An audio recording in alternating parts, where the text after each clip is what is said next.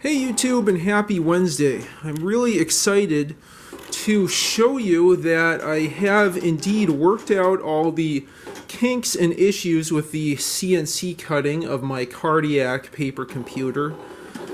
And because of that, I just wanted to show you the cutting process in action. I'll show a more thorough tutorial after this, but I thought this would be pretty exciting for you.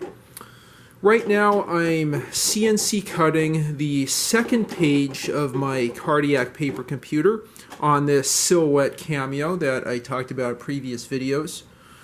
It is connected, if I can see that screen, it is connected to a HP T510 thin client running InkCut. This is a piece of interface software for different vinyl cutters, including the Silhouette Cameo that you can see up there. I have my second page cutting file, and you can see that I'm right now 47% of the way through cutting it on the Cameo. Thanks to this live view tab, I guess you can see it better down there, I can see the Cameo cutting process in action and exactly what shapes are being cut in real time. I'll just leave this here focused on that live view for a few seconds so you can see what exactly is being cut. You can see that is the holes for the memory bug as you go through the written memory, pun intended, of the CARDIAC computer. It's cutting each hole one by one, following those blue paths there. We'll just get a few more seconds of that.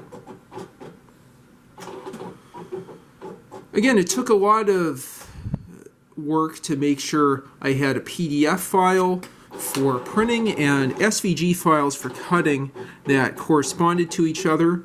But now I've been able to successfully construct a CARDIAC computer, which I'll show you in just a moment.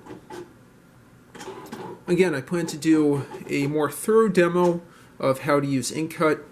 I might even just show you how I set this up in a screen stream video I make with OBS Studio, potentially in conjunction with NX No Machine.